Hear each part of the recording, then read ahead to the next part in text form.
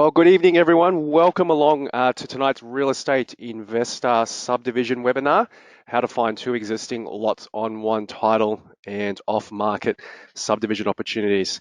My name is Dennis Wong. Thank you so much for joining me tonight. We've got a lot of great content tonight on subdivisions in general, but we'll also be focusing on two existing lots on one title as well. So for those that perhaps have done some subdivisions in the past, they know what that refers to. So we're going to actually explain what two lots on one title is. We'll talk a little bit about how the Real Estate Investor platform can help you find off-market subdivision deals as well. Clint Greaves is going to be joining me. For those that perhaps have been to some of our webinars, Clint and I have been running a few of these now this year, where he's also going to be talking about widow blocks. Something that's probably only available in Queensland, but a great opportunity if you're looking at two existing lots on one title. We'll also look at how the platform, how you can just find opportunities in seconds. So I'll do a live demo towards the middle of tonight's session. We'll look at how you can get information on precedence in the area, just to make sure that you get the right information from the right council. If you decide that you're going to be holding any of these properties, how you can do some cash analysis to generate before and after tax cash flows and forecast growth as well. And we're going to look at some live listings, and there's a couple of subdivision examples that we've got. So welcome along, guys. The webinar will go for about 60 minutes. We've got a Q&A session at the end as well, so feel free to stick around. We do have quite a number of people registered tonight, over 800. And look, your microphones have been muted. So if you do have any questions at all, just feel free to type that into the little chat box or the question section on your GoToWebinar control panel, and we'll make sure that all your questions are answered. So it is recorded, and you will get the recording emailed out to you by Friday at the latest. And for coming along tonight as well, we're going to be giving you a couple of free bonuses in the term in relation to a suburb report, top 100 fastest growth suburbs, and also a subdivision budget calculator to help you with your feasibility in terms of what you need to be aware of when it comes to expenses. All right, so welcome along, guys. We've still got a few people joining us. We haven't started yet, but just a couple of housekeeping items. So just make sure you've got your speakers on, your volumes up if you are having issues hearing me. And if you are running any programs in the background, doing any updates, please just make sure you just put it on pause for the next 60 minutes or so. That way you're going to get a better experience on tonight's webinar, both from an audio and also a visual point of view as well. Just a quick disclaimer, obviously any information presented tonight is really just an overview only, just to demonstrate our platform and also just to give you some basic information about subdivisions. We obviously don't know your personal circumstances, your financial situation, or your goals. So please ensure that before you make any decisions in terms of purchasing any properties, that you seek professional advice. So just a quick introduction. My name's Dennis Wong. I'm sure some of you guys have probably tuned into some of our webinars in the past. So I've been investing in property now for over 12 years. I started back in the day when interest rates were at about 8%. And obviously since then, I've enjoyed seeing my rates go down every year. So look, myself, I've been with the company now for 5 years, a little bit over 5 years. And I've been predominantly focused on long-term buy and hold residential properties and done a few renovations within my portfolio. So I'd like to take this opportunity at the moment now just to introduce Clint Greaves. He's been running some of these webinars with me as well. I'm going to introduce him now, and he's going to take you through some of the subdivision content, and I'm going to jump back on probably in about 20 minutes or so, take you through from a practical point of view how you can actually find these types of deals, how you can get the numbers to help you with your feasibility. So thanks again for coming along, guys, and Clint, thanks for joining me tonight. Hi everybody, sorry about that. So welcome along to tonight's webinar. As you can see on the screen there, my name is Clint Greaves, and I've been investing for about 19 years now. So been through a few different cycles, and started off very much on long-term, very simple residential buy and hold deals, and still love long-term residential buy and hold deals. But I've also now done a number of renovations, some subdivisions, and some developments, both at a residential and a commercial level. Um, and it's really interesting, to have such a big audience on the webinar tonight. Over 900 people have registered, and a good percentage of you have actually come along tonight. So welcome to the webinar. And it's really interesting. We're talking about subdivisions tonight, and specifically some of the key things you should be looking for, and how to actually identify subdivision opportunities, looking for two lots on one title, and also the process to work through in terms of finding and also evaluating subdivision opportunities, things like looking for precedence in the area, and all these sorts of things that Dennis is going to go through with you. And the reason why I say that's interesting is if you think about where we are right now in the market, and obviously across Australia, there's lots and lots of different markets within markets. And so to say, the market is, it's a bit of a made up thing, really. There's not one market, there's multiple markets. But certainly if you read the paper, watch the television, there's lots and lots of commentary, lots of people talking about the property market in general, and the fact that it's down in Sydney and Melbourne in particular, and that is absolutely the case in a lot of suburbs in Sydney and Melbourne. But what it means, I think, is it creates a lot of opportunity for us as investors if we're actually aware of the market and aware of different strategies and when those strategies are best employed. So I love long-term buy and hold, and I think it's the greatest wealth creation tool that you can have. As someone looking to generate wealth over the long term, buying property and benefiting from the increase in value over the long term is a great way to generate wealth. But right now, if you're thinking about things from a shorter term perspective, or if maybe you've got certain goals that you need to achieve around being able to add properties into your hold portfolio, maybe because of things like lending conditions out of the back of the Royal Commission, LVRs, whatever the case may be, current cash flows, etc.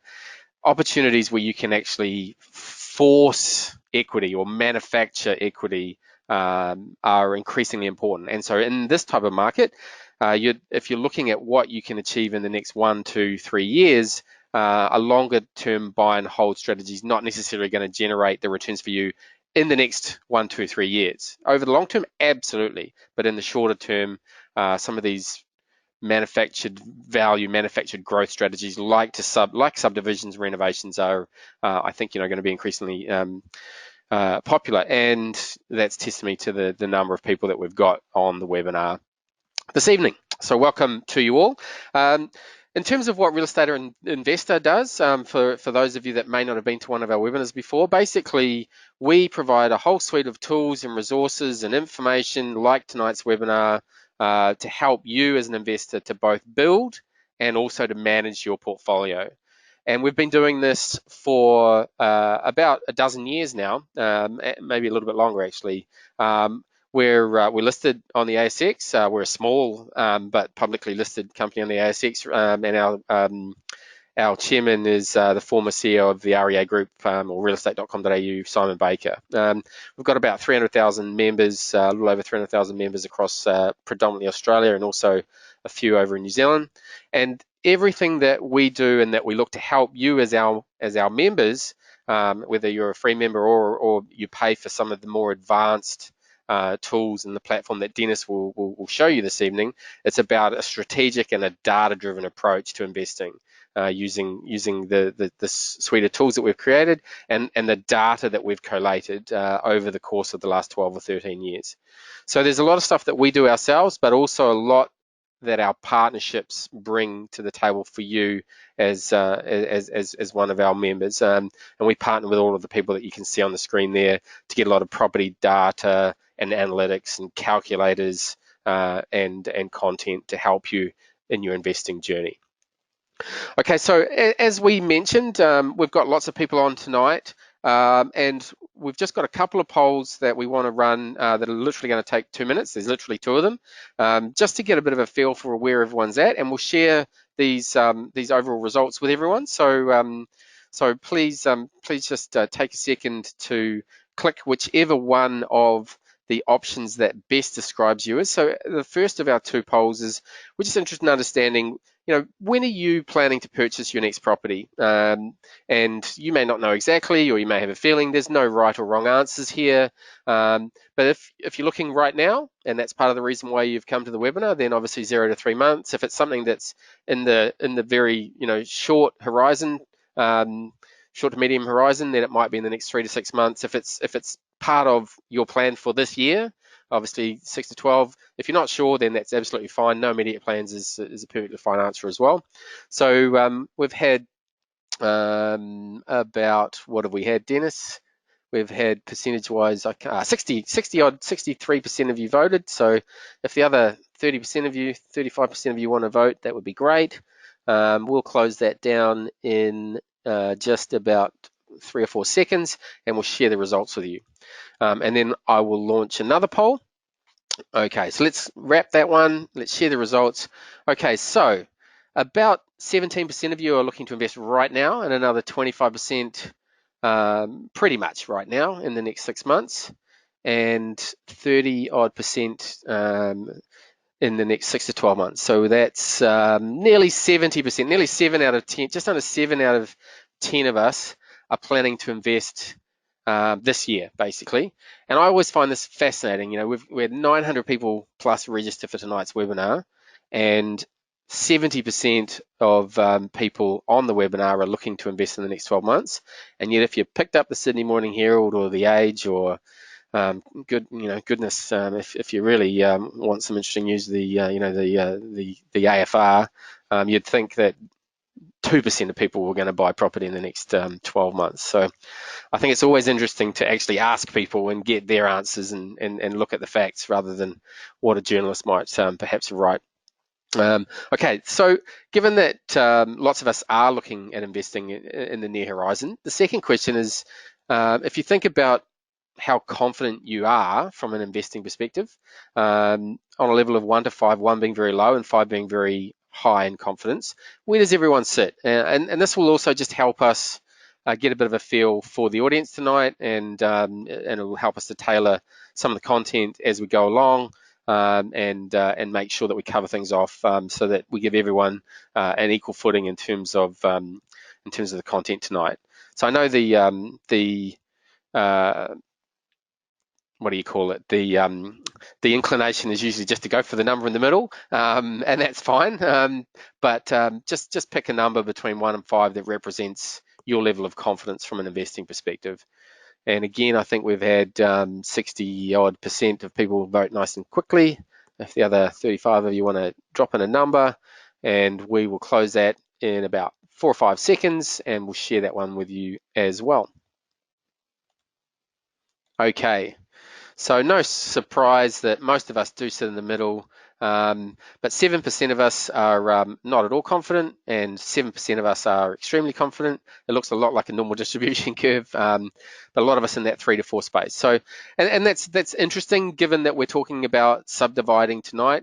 So it's a more of an add value strategy. It's a slightly more advanced strategy than just a simple buy and hold. There are things that you need to be aware of, and so hopefully part of our job tonight is to help you increase your confidence rating by the end of the webinar by going through some content and showing you how you can take some of these strategies and actually identify key themes and then actually go through due diligence to be able to invest with confidence.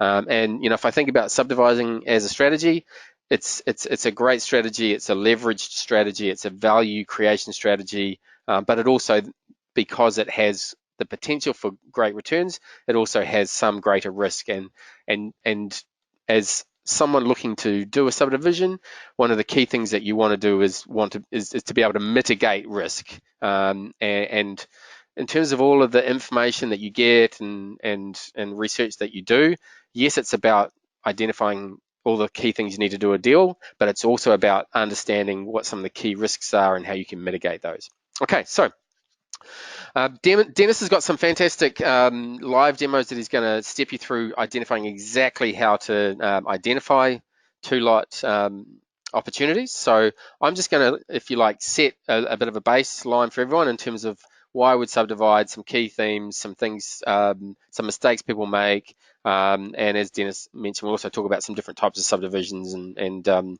so on. So in terms of why would we subdivide, so very simply, you look to subdivide because you can earn more than what you would have if you sold the property as a whole. So if you think about and look at that property there, you've got this big block of dirt, and there's this concept that we'll talk about in a minute called highest and best use. And everything that you look at from a development perspective, and subdivision is effectively a form of development, whether you're physically building or you're just developing a block by actually doing some legal and title changes, that's still in some way, shape, or form developing that block. And developing is all about identifying the highest and best use. So if you look at that beautiful home there on that piece of dirt, it's nowhere near its highest and best use right now. There's that big piece of dirt and it's supporting an old property, and it's sorry, somebody just said they can't see, but we're just checking, and we can definitely see here, and on our second screen that's picking the stream, we can see as well. So everyone's good. Okay, excellent. It's definitely so that property is definitely not supporting as much as it could from a income generating perspective. You've got that beautiful shed complex of some description out the back there, and if you think about a property's ability to support income generating assets, that right now is pretty low. And so if you think about the concept of taking a big block that might have a little two-beddy on it or an old three-bedroom dungy house, and if even if you could just split that in two, and whether you sell the blocks or whether you put two houses on it, that piece of dirt, by subdividing it from one into two lots, for instance, has a higher and better use because it's supporting more income generating assets. So everything that you look at, and that's that same block there. So knock over the existing buildings, go through the process of subdividing into two lots, and you've now created a higher and better use for that what is effectively that same amount of dirt and grass. So this is a real deal. It was purchased in 2017 for 615,000, an 809 square meter block. Lot 1 sold for just over 400,000 in August 2018. Lot 2 is worth pretty much the same. So just in very round numbers, if it cost you 100 grand, which I don't think it would have, but if it cost you 100 grand to demo that and go through the whole subdivision process and so on, you've effectively spent a little over 700, and it's worth a little over 800. So you can see how there's value that's been created there by identifying the highest and best use for that piece of dirt. So this concept of highest and best use, what is it? So if you look at a technical term, it's basically the reasonable, probable, and legal use. So you have to be allowed to do it of vacant land or an improved property. It has to be physically possible and appropriately supported. It's got to be financially feasible, and it has to result in the highest value. So if you think about a target that's honing in on a bullseye, there's lots of things that might be legally possible on a site, but then you've got to say, okay, so what can I legally do? And then of all those things that I could legally do, what's physically possible? Because there could be some physical constraints because of things like easements or the grade in the property or all those sorts of things. And then you identify, well, what's physically possible? And for all of that, then it's a case of saying, well, what does it cost and what would it be worth? And so you get that subset of what's actually legally, physically, and then financially feasible. And then anything that is both legally, physically, and financially feasible, whichever one generates the highest value, that is the highest and best use for that particular block. And as someone looking to subdivide, you should always be looking for the highest and best use for that property. So there's some different types of subdivisions that that you will often see. So just working from left to right, you've got your sort of your classic battle axe. That one there says it's obviously a big block. It was about 8,000 square meters, but imagine that was 800 and it was cut into two blocks of 400, it was 850 and it was a 450 at the back and a 400. So that's a typical battle axe block where you effectively create access along the side of the front block to service the back block, because the back block needs to have road access. That's part of one of the requirements to be able to subdivide, etc. So you effectively create that battle axe. Sometimes you may have an existing dwelling on the front and you don't even need to move it. Sometimes you may need to move it. So you'll hear about things like sliders, where people effectively take a block and they create a battle axe, but they slide the existing property over to make space for that access. Sometimes you just be demolishing the existing building and you've got two blocks that you could sell both, build on both, sell one and build on the other, whatever the case may be. Keep both of the dwellings that you build, sell both of the dwellings that you build. There's lots of different permutations, which is one of the great things about subdivision deals. There's the example that we just looked at, so that sort of corner block scenario where you don't have to create access for the back block because the back block's actually not at the back, it's on the side because you've got those two street frontages on the corner there. And so you can create access to both of those blocks. And then the third one that you'll see often if you're just thinking about a straight sort of two-lot subdivision is you've got the front rear splits. So you can see there those first couple of lots in that picture to the left, they're single lots with two street frontages. So you can see that they're fronting onto Browns Plains Road there, so it must be a Brisbane deal, and Teresa Street or Therese Street. But you can see that those couple in the middle there, they've actually been subdivided into two lots, and it's a front rear split. So and you can see that they've got their street access, one going to Browns Plain and the other going to Therese for the two blocks that have been split. So those are some common subdivisions that you'll see: battle axes, corner blocks, and front rear splits. Okay, so this concept of two lots on one title, and Dennis is going to talk to you about how you can find these and some of the things that you should look for. But where did they come about? So basically, when land was first subdivided and the planning went through, a lot of people actually bought two lots next door to each other, and they built one property on those two lots, often right across the both of them. So the property is often sitting across both of those lots. But the original lot numbers are still remain. So, and over time, those two titles were combined into a single title. So if you look at that picture there, you can see there that the property description, the title, is it actually has those two lot numbers, lot 286 and 287, RP33003, and it's an 810 square meter block. And it's one title, but it actually was two lots. And you can actually see there in the property description. So if I just add what's really happening there, there's those two lots, and you can see that the lots are just like the ones behind them and just like the ones to the right of them if you're standing on the street. But they're currently on one title. So if you can find two lots on one title property, that's a much simpler process of going through the process of actually applying to have them split into two separate titles. It's not a full subdivision.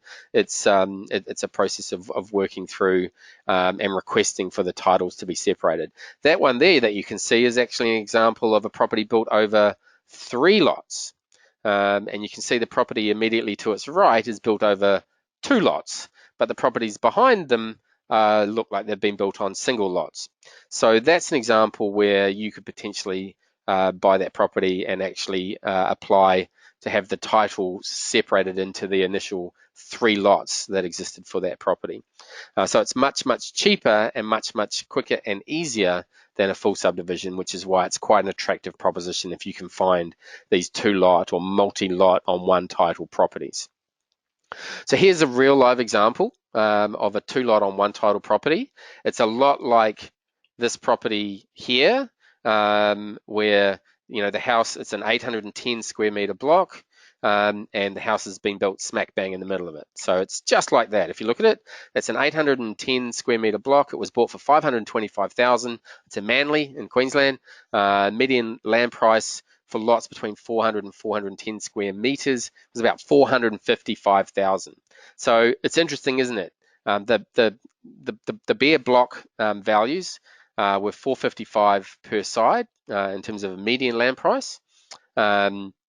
This property was actually bought for not that much more, and the house actually doesn't look all that bad. But if you look at this property, you can see the house to the right with the green roof and the little timber trim on the out on the patio or the deck there, and you can see it's still sitting there next to the new builds here. So those two properties, the purchaser split the two properties, those two lots on one title into two separate titles, and those two properties were actually built on those two titles on each of the 405 square metre blocks, and they sold for 770 and 760.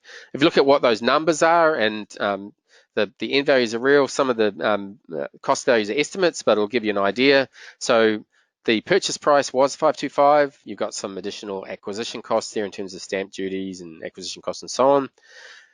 The demo of the house, the subdivision, the holding cost whilst the two new houses were built. I suspect that the build price was actually a bit less than 600,000, and you'll see why in a minute. This is the expected numbers on a build and sell. So sales commissions to sell both properties of about 2%, some selling costs. Total cost of about 1.3 million, sale price of 1.5 million, and around about a little over 200,000 in estimated profit before tax. Do you have to pay tax if you're doing this sort of deal? Yes, absolutely.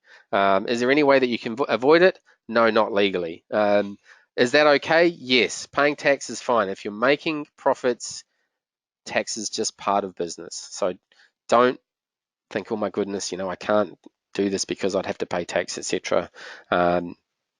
If you can make lots of profits and pay tax, then you'll be doing very nicely.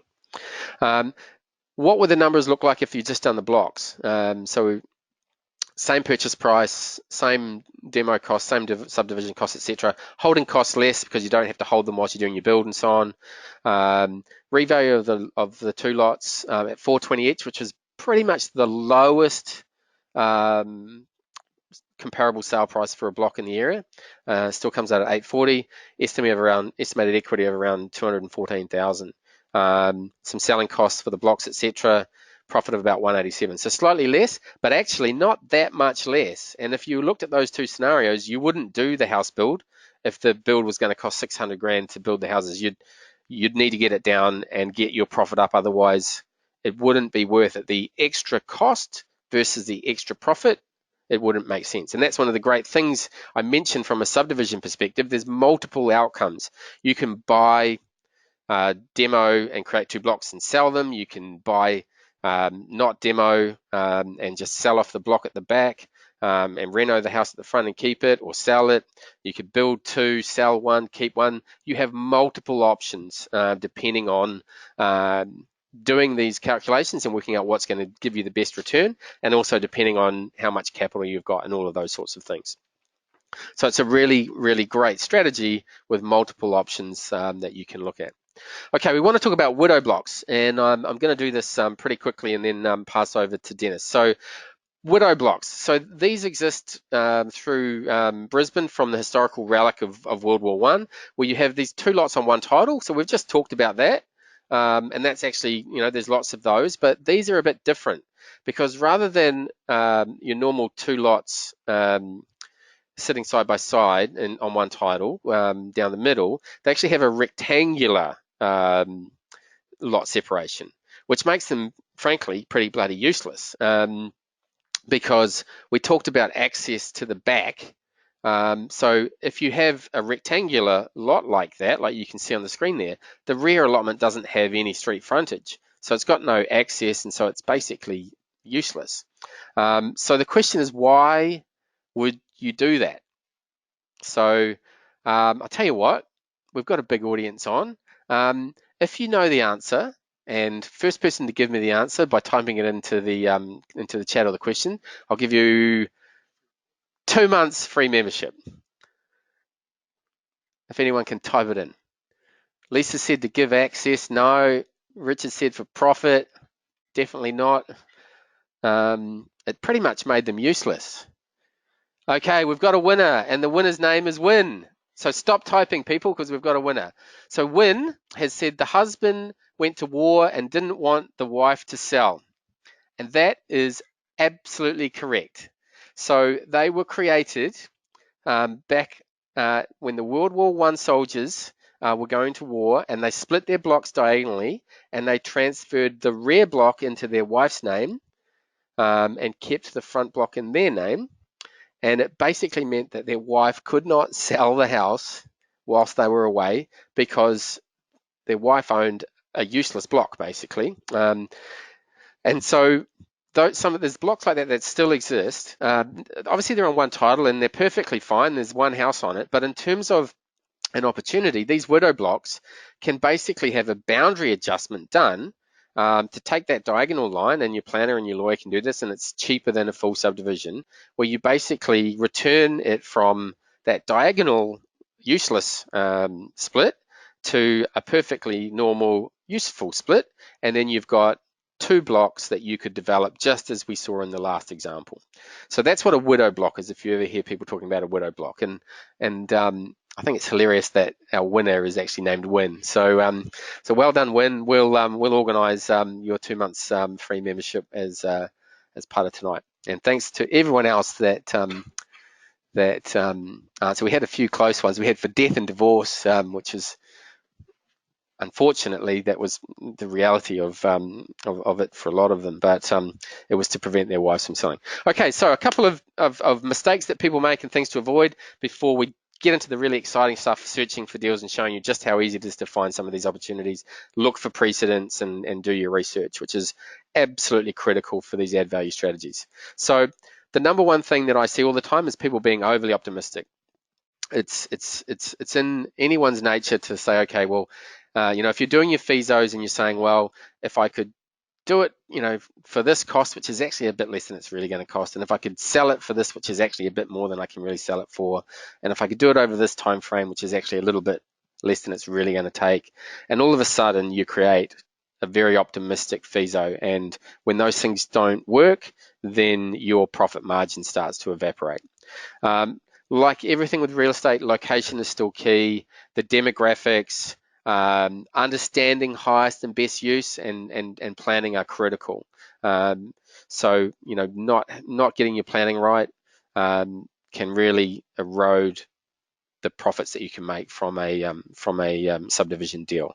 That coming back to that over optimism, etc. Poor budgeting, not allowing for potential costs. There will be unforeseen costs. You need to have contingencies. You don't know what the contingency is going to be used for, but you do know it's going to be used for something. Being undercapitalized can lead to real problems. If you are going into a subdivision deal and you literally don't have an extra cent spare, then if there's any delays or anything like that, then that can mean that if you're not able to then complete as and when you should, then that can have an impact on your outcome. And being undercapitalized can, being a little bit undercapitalized can cause you to completely lose the margin in a deal. So it's all about planning and budgeting, and just not doing your research. So things like easements, flooding, plains, any heritage or vegetation overlays, things like contaminated land, all the infrastructure and services and so on. So you just have to do your research. That's the bottom line. It's a great strategy. It's a leverage strategy, but leverage works both ways. And so this is a strategy where doing your numbers, doing your research, having access to the information that you need is absolutely critical, which is why Dennis is going to tell you exactly how you can do all of that, because that's exactly what we look to try and help you do with the Real Estate Investor platform. So I'm going to come back at the end, talk about memberships and do a Q&A with Dennis, but hopefully that's given you a good foundation to now look at how you can search and analyze and look for precedent for these two-lot one title deals and other subdivision opportunities. So I'll come back and talk to you again shortly. Thanks, everyone. Fantastic. Thank you, Clint. So yeah, look, a lot of good content there, guys. And look, I did a lot of research on the widow blocks there, and I've got a couple of interesting comments there. Kerry's just saying, "Bloody man, widow blocks. Time for the girls to get some deals going on that strategy." So, well, this is what this next section's about, Kerry. Is just how do you find these types of opportunities? And look, I mean, they won't get advertised as widow blocks. I mean, in my time, I haven't seen any of those keywords, but there's still ways around it. So I've been able to find a few suburbs. You can obviously tell which suburbs were dominated by soldiers. But in terms of whether it's still happening at the moment, no, definitely not.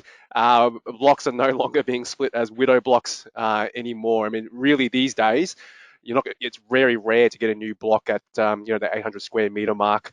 They're more now starting off at that 400, 500, depending on where you're located. All right.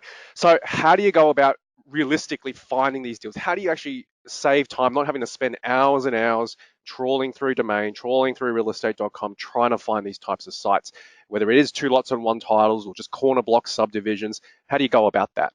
So this is where Real Estate Investors platform comes in. We've developed Investor Search, which allows you to align your results with your actual criteria. And so at any point in time, we've got anywhere between 900,000 to 1.1 million listings that we've got the ability to access through 40 property portals. So all your top agent sites, your top listing sites like Domain, and even seller sites or self-seller sites like Gumtree and buymyplace.com.au. So if you've been to some of our previous webinars that we've been running so far this year, we give you the ability to look for things like renovations, discount or distressed deals, positive cash flow. Obviously tonight, subdivision. And so by selecting subdivide, which is hard coded into our platform, we're automatically again looking at these hard coded keywords that agents are using in the ad. Things like double block, dual frontage, splitter, STCA. So for those, I think there's a few new investors on tonight. STCA stands for subject to council approval. And if you ever see those on the ads, the agents will basically say that there's the opportunity to subdivide this block or develop this block STCA. Now they won't actually go and do the checking through council to make sure it's zoned correctly and whether you can actually do that to that particular site. So it's up to you as the investor or as the interested buyer to do that due diligence.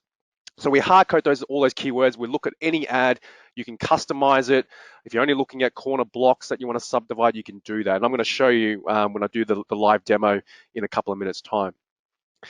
Now, how do you go about finding two lots in one title? So we also give you the ability to use free your own text.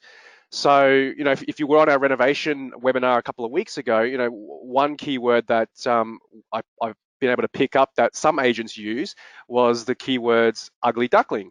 They describe that particular property as an ugly duckling, and they never actually use the word renovate in any of their text. So that's another opportunity for you to be able to find something that no one else will pick up. Once you do some research and you start to pick up some of the local marketing words that some of the agents use to try and attract investors, then you can key in your own words, you can save these searches, so then you don't have to type it in every single time. You can automate that process. You can turn on email alerts so then Investor Search pushes that out to you. So obviously that's just one example, two lots of one title. As a member of Real Estate Investor, you're going to get a full list of keywords specific to two lots and one title provided to you. All right, so we're all about the numbers. Love the numbers, not the property. You look at Domain and all realestate.com, all those other listing sites. It's all about trying to tap into the emotional side of you to purchase the property. They're more targeted at home buyers. We're all about the numbers, and you can see when the results come up, we give you specific stats in terms of that type of dwelling. So this one here in Cooperoo, 4-bed house, median listing price. If we have enough data, we give you the median listing price for a 4-bed house in that suburb. How's that listing price changed in terms of growth over the last 12 months? What's the median weekly rent like? What's the growth like? What's the gross yield like? And then we graph that as well. The one down the bottom there, you can see not available, so there's not enough data. And in this particular case, the agent's listed as other, as the property type and no bedroom count, hence there's no data. So like I said, at any point in time when you're using our database, we've got over 900,000 listings. Obviously, there's a lot of duplicates in there. We will only show you a unique listing, so you don't see duplicates, unless, of course, it's been listed differently on different websites. i.e. one has the full address, the other one doesn't have the numbers on it, then that will pop up. But we will only show you the unique listing. When you expand the results, look how much information you get. So you can see the keywords highlighted. You can see the stats that I talked about, the graph. We also give you links to free price estimates. So AVMs, what we call, or automated valuation models, from three of the, I guess, the more popular sites, just so you can get a cross-reference to see what it's potentially worth. So Domain, On the House, which is powered by CoreLogic, and Real Estate View as well. The local council that it falls under. So you can quickly then click through. If some of the numbers start to align and start to tick some of the boxes in your checklist, we'll give you the council website you need to go to check if it's zoned right. Look at other recent planning applications as well, and this is where you can look for other precedents.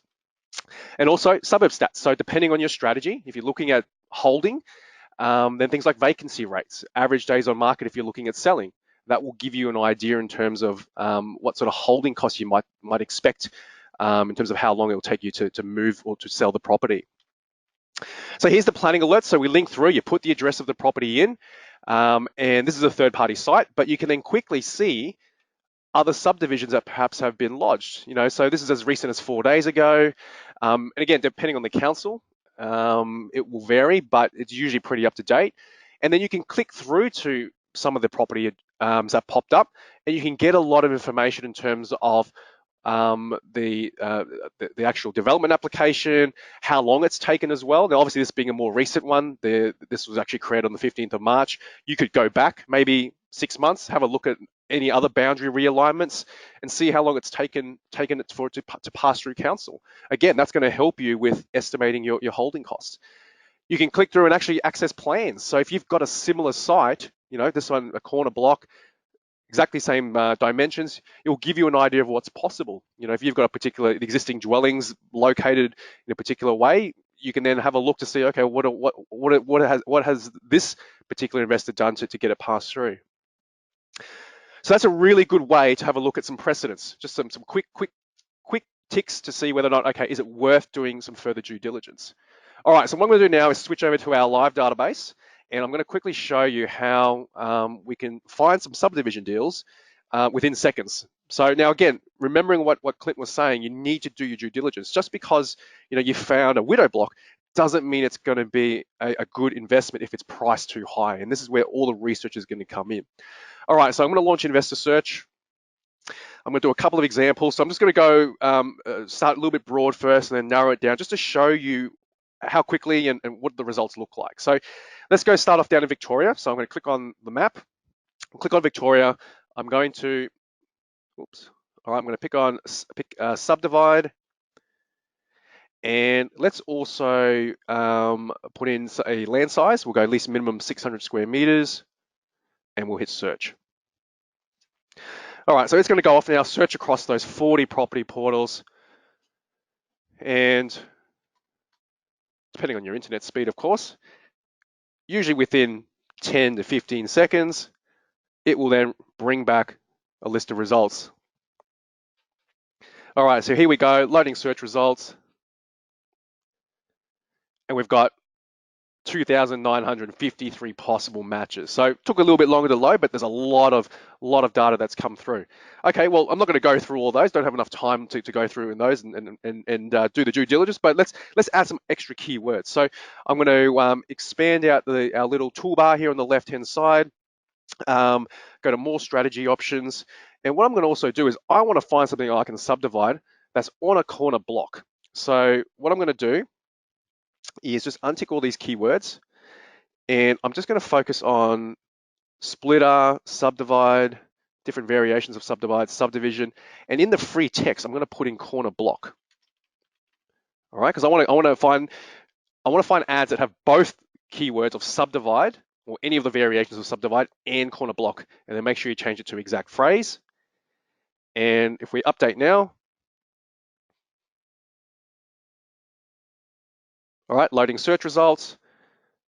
And so now we're down to 30 results. So see how quickly that loads up and how it reduces the amount of results that we have, because now we're very specific. So Anyone in Lilydale right now, you're probably picking up the phone and trying to find the contact details of this address. But this one here asking 650. If I open up the ad, expansive corner block with subdivision potential. So there you go. See how easy that was to find that. And then we've got things like vacancy rate 0.7%, very, very low.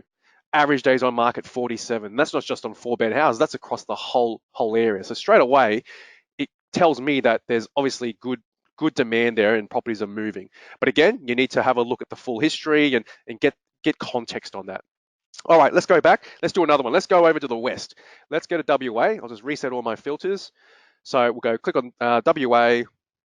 We will pick subdivide. And what I'm also going to do is add in keyword of R30. Now, for those in WA, R30, you probably know what that relates to. That's the type of zoning. It basically allows you to do higher density. All right, so we'll go all words, subdivide WA, hit search. It's going to go off, do its thing. All right, loading search results. And we've got 140 matches. So first one there, Gumtree, all homes. All right, so if we open up the ad, we can have a look. A lot of text on this one here, but there it is, subdivision potential, R30 zoning, right down the bottom there. Very, very texty. And look, these days, given where the market's going, and again, obviously there's a lot of markets, but generally speaking, with, now transitioning more from a seller's market to a buyer's market, agents are going to want to attract as many people to listings as possible. So that's both home buyers as well as investors. And they're going to use keywords to try and attract the investor to come along. So they're going to be using things like codes if they know it, subdivide, development, all those types of keywords. All right, let's go back. Let's now go to South Australia. I know we've got a few South Australia people tuned in tonight. So reset all filters. Same sort of thing. This time I'm going to do something a little bit differently. Let's try and find something I can subdivide in a more affordable suburb. So we'll pick South Australia. We'll go subdivide. And we're going to use this new filter we recently added, suburb median listing price, and we'll go maximum $500,000. Hit search. So now we can identify properties in suburbs where the median price is at a certain level. All right, it's going to go off, do its thing, and loading search results. So what? 10 seconds if that, but 807 possible matches. All right, and again, I haven't even put a price range in there, so I don't know your budget. Obviously, if you put your budget in, you may even do a radius search. You might be able to narrow it down. You're not going to have that many results to go through. All right, let's go back. Let's do one. I've got the request here, New South Wales. All right, so we'll just go New South Wales. We'll do subdivide. I'll keep that keyword strategy in there. And let's try and find something in an area. Now, let me just get rid of the suburb median. Let's try and find an area where the rental yield is quite decent. So at least minimum 5%. Hit search. So if I'm going to be developing and perhaps selling, then I want to make sure that someone's going to buy it. If an investor's going to buy it, that there's potentially good rental yields there. All right, so let's go off, do its thing. Look, apologies. I know a few people have put in different specific areas to search. Not going to have time, but you can definitely give it a try yourself, and Clinton will talk about how you can do that. So look, I can only do a couple of examples. Sorry, guys. All right, and you can see 661. And if we look at some of the stats in the middle, so Crestwood, 1-bedroom units, median gross yield 7.4%. All right. Now, this is a unit. Obviously, you probably can't subdivide. And the reason why that is I haven't been too specific enough in my keywords. This one's picked up separate entrance. So the context there is incorrect. So again, you just customize that. All right, one more. So for those looking at those that are on one title, the 2 lots on one title. So I'll just reset all my filters. And look, looks like we've got a fair people from New South Wales. I'll do one in New South Wales. I'll do one in Queensland. So the widow blocks are predominantly Queensland only or Brisbane only. And a lot of the 2 lots examples are Queensland based, guys. Okay, just keep that in mind. So if we go New South Wales, we go more strategy options, and we use the free text field here, and we'll use on one title, exact phrase, hit search. It'll go off, and within a couple of seconds, here we go, loading search results.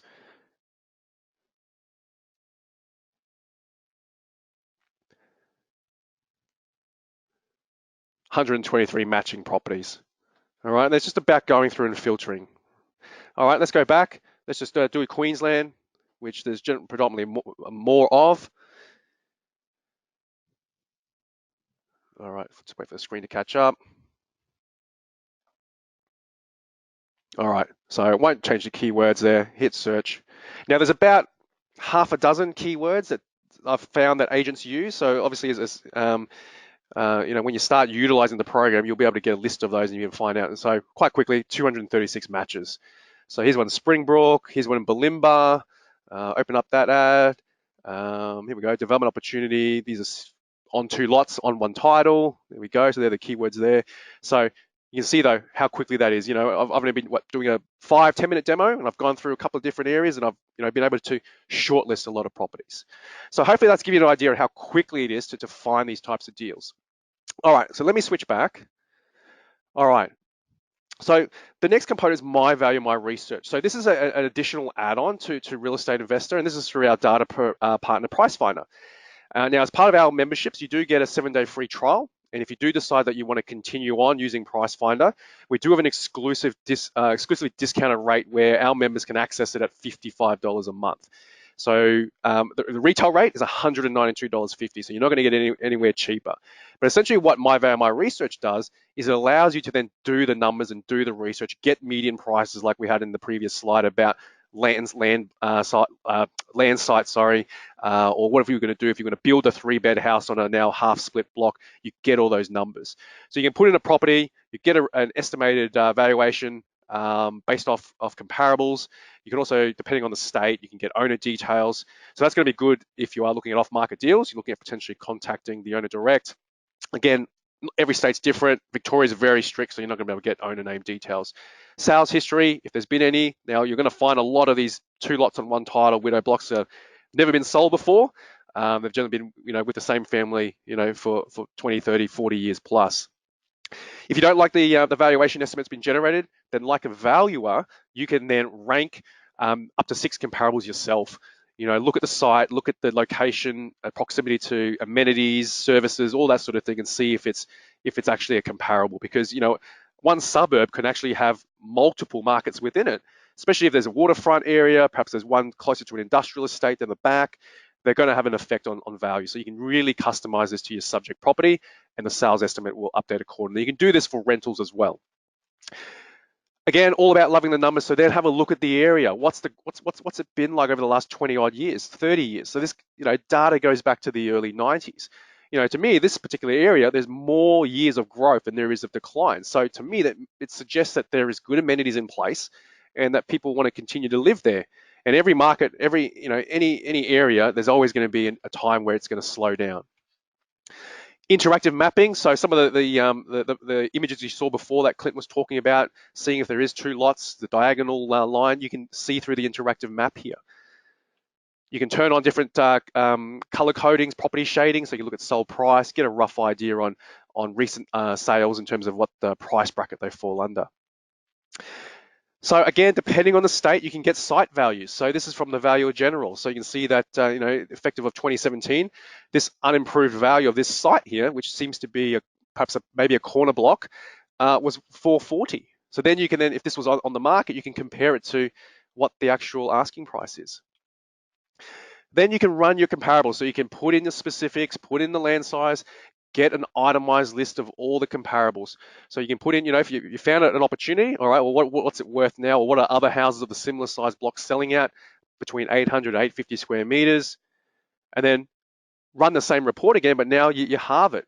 Okay, well, what are smaller blocks selling for? What if I was able to keep the existing house, which is positioned perfectly on one side, and it just needs a renovation? What if I can just keep that structure? It's got good bones. What would that revalue to? And the information will automatically generate in seconds. You can quickly work out the median. You can quickly work out the lowest, highest price. What's the average? Get an itemized list. Have a look at how long it took to sell. Was there any level of discounting? So this one here is just vacant land. A lot of vacant land sales. Have a look. This is on the houses. So what if you end up building it? How do those prices change? You can just get those numbers instantly. You can PDF them, and you can also export them into Excel. So with the off-market deals, you can also, if I just go back to the screen here, so with off-market deals, using this particular search, you can then run a market activity search on ownership. So what properties exist there at the moment?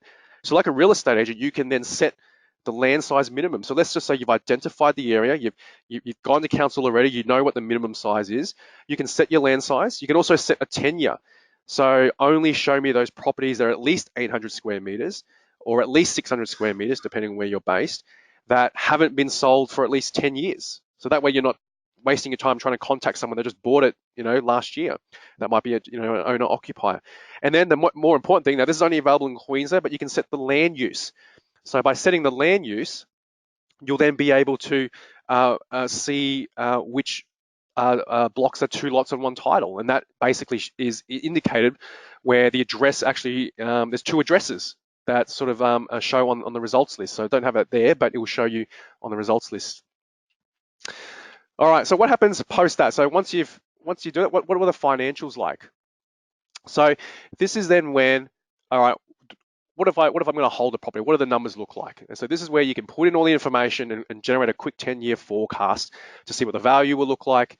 And it's all about putting in your deposit, what you put in, what the value is, stamp duty, any capital improvements that you might be doing at purchase, and then putting in your actual income and your expenses. Everything from rates, letting fees, land lease, cleaning, if you're going to be covering that, anything at all that's going to impact your cash flow. Put in the right entity as well. That's going to be important from a tax forecast point of view, capital growth, depreciation calculator built in, and then we work out, okay, what's the value going to look like in 10 years? What's surplus equity I'm going to have to reinvest? What's my buying power? What's my yields? Gross yield and net yield. And like any software system, if you think of it garbage in, garbage out, if your data's good, then your pre-tax cash flow should be pretty accurate to what's going to actually happen. The next component with depreciation calculator, potential tax refund, then it works out your after-tax cash flow. So hopefully, guys, that's given you a good, just a quick run through in terms of how real estate investor through either investor search to find deals quickly, or if you're looking for off market, using our add-on partner price finder to look for sites by using the land use zoning code in Queensland to very quickly identify those particular lots. So just a last example before I hand over and we go to Q&A. Here's another example of a two lot on one title. It's an inner ring suburb in Brisbane within 5K, purchased for 570, lot size 809 square meters. You can see the house right in the middle there, big fence, a lot of shrub there. And what they've done was they split into two, 404. There's the one on the left, sold for 701,000, 3-bed, 2-bath, and then next door, 695. So pretty on par in terms of price. And they've kept that sort of Queenslander character for that suburb as well. All right, guys, so that's me for now. So I hope that's been useful, especially if you're looking for subdivisions, two lots in one title, off mark. I hope that's just giving you something to think about. I'm going to now hand over back to Clint just to talk a little bit about our membership and a couple of offers, and then we'll hit the Q&A, guys. So I'll be back shortly. Awesome. Thanks, Dennis. Those of you in Sydney and Melbourne, don't you wish you could buy a block that big at that price, 5Ks from the CBD? But there you go. But look, the great thing is, as we talked about and as you've seen, it's about identifying opportunities where blocks are underdeveloped in terms of their potential, and then being able to look at precedents and work towards that highest and best use to generate a profit. So I know we've gone through a lot of content pretty quickly. As we mentioned, everything's been recorded. We're going to send that recording out to you. And the goal really was to give you a whole bunch of information as part of tonight's webinar. So we're going to take literally 5 minutes just to talk to you about how you can actually access the platform yourself and do everything that Dennis shows you and a whole lot more. And then we're going to do a Q&A session. So I know a lot of you may need to head off in 5 minutes and you won't be able to stay for the Q&A. And that's absolutely fine. So we'll go through these details now. For those of you that do need to leave, and then we'll hang on for as long as we need to in terms of answering any and all questions that you may have.